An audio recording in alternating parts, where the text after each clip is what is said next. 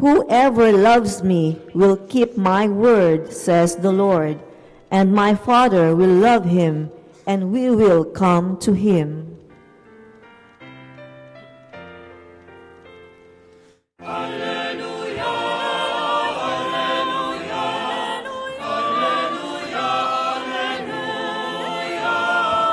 Alleluia, alleluia, alleluia, alleluia.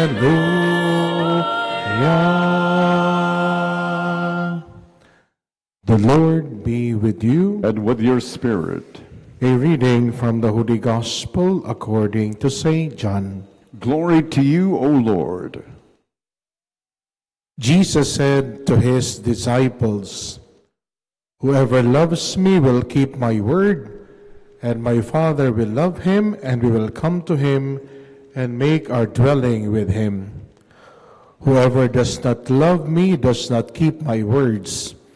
Yet the word you hear is not mine, but that of the Father who sent me. I have told you this while I am with you. The Advocate, the Holy Spirit, whom the Father will send in my name, will teach you everything and remind you of all that I told you. Peace I leave with you, my peace I give to you. Not as the world gives do I give it to you. Do not let your hearts be troubled or afraid. You heard me tell you I am going away and I'll come back to you. If you love me, you would rejoice that I am going to the Father, for the Father is greater than I. And now I have told you this before it happens, so that when it happens, you may believe." The Gospel of the Lord. Praise to you, Lord Jesus Christ. Sumainyo ang kapayapaan. Palapakan natin si Lord ng malakas.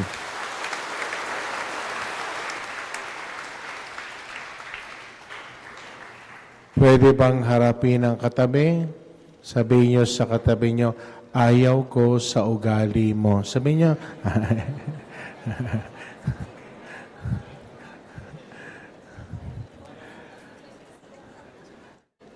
yung mga mag-asawa ba, nahihirapan ba kayo sa ugali ng bawat isa? Yes or no? Talaga? Nahihirapan ba kayo sa ugali ng mga anak ninyo, mga magulang? Yes or no? Sige, mag-away-away na kayo. Ano? My brothers and sisters, the sixth Sunday of Easter offers us three approaches as we deal with people. In our first reading from the Acts of the Apostles, pinag-uusapan dito, ano ang dapat gawin sa mga taong sumusunod kay Jesus? Sabi ng mga Hudyo, meron tayong patakaran. At sa patakaran na yan, dapat lahat sumunod. At ano yung patakaran? Circumcision. Number one approach as we deal with people, I call it excessive legalism. Palagi natin sinasabi, yan ang batas. Ito ang sinasabi ng batas. Ang batas ay batas. Irespeto ang batas. Kaya nga inuutos, marami yung mga kinakasal, meron silang marriage contract. Sino sa inyo may mga marriage contract? Pumalakpak ng malakas. Yung lahat ng mga marriage contract, nagmamahalan ba kayo? Yes or no? Maniwala ako, ha? Sino sa inyo ang may baptismal certificate? Pumalakpak ng malakas. Lahat ba na may baptismal certificate na mumuhay at sumusunod kay Kristo? Yes or no? Di ko sigurado. The problem with excessive legalism, we prioritize the letter of the law over its spirit. Okay naman na may marriage contract. na ikinasal sa simbahan. Pero ang napakahalaga, yung pagmamahalan, hindi pwedeng isantabi dahil lang sasabihin mo, pinakasalan na kita. Bawal alam nyo ba may batas? Bawal yung yung panglilimo sa kalye. Alam nyo ba yon? May batas nun. Pag nahuli kayo, pwede tayo ikulong nun. Pero hindi natin titignan yung bawal na yon. Tingnan natin, bakit maraming nanglilimo sa kalye? Kung minsan, we focus on the letter, but we have forgotten the spirit and what is important beyond those letters. Totoo naman, lahat may kontrata, may mga pangalan. Diba? Yung mga ISO nga, diba? Ang dami-daming pinipirmahan. Yung mga nag-ISO sa inyo, ang daming dinadaan ng proseso. But more than those processes, the question is the company able to deliver a quality service to its customer? Excessive legalism. Pangalawa, yung tinatawag nating excessive tolerance. Sabihin nyo nga sa katabi nyo, wala nang pakialaman. Sabihin nyo sa katabi nyo, wala nang pakialaman. Sabihin nyo, sasabihin natin, para walang gulo, yung gusto mo, gawin mo. Yung gusto ko, gawin ko. Para walang gulo. I've heard that several times. Pwede ba yon? Para walang gulo, wag nang pakialaman ang bawat isa. Pwede ba yon? Yes or no? Yung mga mag-asawa, para wala kayong away, ang gawin nyo, kung anong gusto ng misis nyo, sundin nyo na lang. Okay ba yon? Yes or no? Wag ganon. Pwede ba yon? You know, me and my brother have realized something which I will not share to you publicly. You know, sometimes because of being tolerant, at the end of the day, things that could have been corrected, we are not able to correct because simply we become tolerant. And at the end of the day, we all suffer together. Hindi pwedeng magkanya-kanya na. Hindi pwedeng para walang gulo, kung anong gusto mo, gawin mo. Kung anong gusto ko, gawin ko. When we speak of excessive tolerance, we compromise the truth under the guise of compassion and inclusivity. May mga nalalaman ako yun sa pamilya, no? May mga pamilya pa yan na nakatira sa isang bahay pero hindi nag-uusap-usap. May mga ganun palang sitwasyon. Nakatira sa isang bahay, pero hindi nag-uusap-usap. Totoo ba yon? Yes or no? Ay, talaga? Kayo ba yon? Grabe, ano? May mga magkakapatid, magkasama sa isang bahay, pero hindi nag-uusap. Totoo ba yon? Yes or no? Grabe, ano? Kasi daw pa nag-uusap, nag-aaway, mabuti nang wag mag-usap para hindi mag-away. Mali yun. We don't compromise the truth. True charity never separates love from truth. Sabi ni St. Augustine, we love the sinner but hate the sin. Tolerance must not lead us to condone or ignore sin. So yung una, excessive legalism. Yung una, excessive tolerance. Ano yung una? Uy, magsalita kayo. Ano yung una? Legalism. Pangalawa, excessive tolerance. Ay, may pangatlo. I like this. The third is very important. Ang tawag dito, pastoral wisdom. Sabi niyo, pastoral wisdom. Anong ginagawa ng pastor? Ang ginagawa ng pastor, inaalagaan ang lahat ng tupa. Anong ginagawa ng pastor? Ang ginagawa ng pastor, lahat ng kanyang tupa ay hinahanap. Anong ginagawa ng pastol? Lahat ng tupa ay mahalaga. Remember the parable of the lost sheep? You remember that? The shepherd will look for the one that was lost. It's not that the shepherd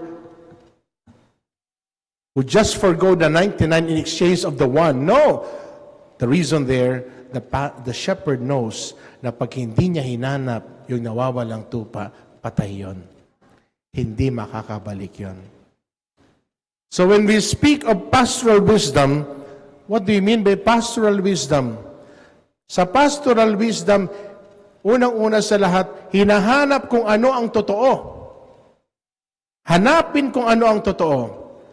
Pag nahanap kung ano ang totoo, pangalawang gagawin, hanapin ang paraan na kung saan lahat naiintindihan yung totoo at lahat yayakapin yung totoo maging sa iba't ibang pamamaraan. Hindi nawawala yung totoo. Amen? Huy, amen? Amen. Halimbawa, linggo-linggo dapat magsimba. Sabi nung tatay, dapat dito tayo sa isang simbahan. Eh, yung mga anak mo malaki na, may mga kasama na rin, may mga girlfriend, boyfriend, sasabihin sa'yo, Dad, pwede bang doon na rin kami sa iba kasi may kasama po ako. Sasabihin ng tatay, hindi! Eh, malaki na rin yun eh. Payagan mo. Ang mahalaga doon, nagsisimba. That's the truth of the matter. Children cannot be with you all the time. Understand? At a certain point, we should learn how to let go our children and be on their own. What we can do as parents, young as they are, we train them so that at one point in time, when they can be on their own, then we let go of them wherever they go. Wherever they go, they will not forget what truth is. They would always live out the truth. When we speak of pastoral wisdom, balance and virtuous approach that integrates truth and love, it seeks to guide others gently but firmly toward Christ. Kaya nga, yung pastoral wisdom, mahabang proseso po ito. Ito'y proseso ng paglalakbay. Una, yung pangunawa. Sabihin nyo, pangunawa. Sabihin nyo sa katabi nyo, unawain mo naman ako. Sabihin nyo, mahalaga yon. Hindi mo agad sasabihin, alam mo, mali ang ginagawa mo, ay patay tayo dyan. Una, pangunawa. Pangalawa, matapos mong unawain, pagsusumikapin mong intindihin. Intindihin is give time. Give time for that person to adjust. Hindi madali ang kanyang pinagdadaanan. Hindi mo alam ang kanyang pinagdadaanan. Hindi natin alam ang pinagdadaanan ng bawat isa. Amen? Sabihin niyo sa katabi niyo, hindi mo alam ang pinagdadaanan ko. Sabihin niyo, sagutin mo, sabihin mo para malaman ko. No? So una, pangunawa. Pangalawa, pag-intindi. Pangatlo, pagpapaliwanag. Sabi niyo, pagpapaliwanag. Sabi niyo, di ba yung mga magulang, yung mga bata kayo matanong, bakit po bawal basta sumunod ka?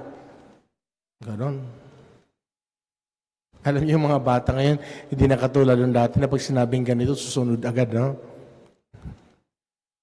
Yung teacher nga nagsabi sa akin, kasi part of the policy, we don't allow them to have colored hair. E nakita ng isang bata, yung teacher na isa, nagpakulay. Sabi ng bata, bakit po siya nagpapakulay? Sabi po, bawal daw magpakulay. Sabi daw ng teacher, mag-antay ka na maging teacher. Tama bang sagot yun? Alam niyo, pagpapaliwanag. So una, pangunawa, pangalawa, pag-intindi, pangatlo, pagpapaliwanag, pag-apat, pagmamahal. Sabihin nyo, pagmamahal. Sabihin nyo, sabihin nyo sa katabi nyo, mahal kita. Sabihin nyo, parang ayaw ninyo, ha? Mahal nyo ba ang pamilya nyo? Yes or no? Mahal nyo ba ang kapatid ninyo? Yes or no? Mahal nyo ba ang kaaway ninyo? Yes or no? No talaga, ha? Di ba love your enemies? No? Pray for those who persecute you. No? And ultimately, yung paglalakbay na ito ay mauuwi sa pagdiskubre sa katotohanan. My brothers and sisters, three important approaches as we live with one another. Una, excessive legalism. Pangalawa, excessive tolerance. Pangatlo, pastoral wisdom. And how do we get pastoral wisdom? We find it in the gospel today. In the Gospel of St. John, sabi ni Jesus, whoever loves me will keep my word. Whoever does not love me does not keep my word. I have told you this while I am with you. The Advocate, the Holy Spirit, whom the Father will send in my name, will teach you everything and remind you of all that I told you. Next Sunday, Ascension, after Ascension, Pentecost. And how do we discover pastoral wisdom? We discover pastoral wisdom through the Holy Spirit. The Advocate that Jesus promised to all of us, the one that will give us peace. So when we speak of peace, peace is a person, and that's the person of the Holy Spirit. And if it's a person, then by all means, all of us should also become men and women of peace. Men and women of peace, no? Ewan ko, sa mga panahong ito, ang dami-dami na mga war freak, ano? Ang dami-dami mga war freak. Tingnan nyo nga ang katabi nyo, kumukhang mga war freak yan, no? Tingnan nyo, no? Alam nyo ba, magkatingin na lang, away na, no? Makita mo sa social media, puro mga banta, no? Let's not live in fear. Let's live not in war, but let's live in peace. Nakakatuwa because the Holy Father, Pope Leo, well, hopefully we pray for this. Mag-usap ang Ukraine at Russia to end the war. No? Walang nananalo sa gera. Do you agree? Yes or no? Yeah. Walang nananalo sa mga taong magkaaway. Yes or no? Yeah. Sayang lang ang oras. Sa mga magulang, sa mga mag-asawa, kung ano man ang pinagdadaanan nyo, mag-usap kayo. Huwag kayo mag-away. Walang mananalo sa inyo. Talo kayo pareho kasama ang mga anak ninyo. And we pray for that in the Mass we celebrate today. That we all receive that peace that comes from the Holy Spirit. That peace that Jesus promised to give to us by sending to us His Advocate, the Holy Spirit. Peace is a person, and this peace Jesus wants to give to us. And this peace is the same peace that we can give to each other. Amen? Amen? Amen. O harapin ang katabi, sabihin mo, ayoko talaga sa ugali mo. Sabihin nyo, sabihin mo, ako rin. Kaya ang gawin, pagtulungan natin na ayusin ang ugali ng bawat isa para magkaroon ng kapayapaan sa ating lahat. Amen? Please stand.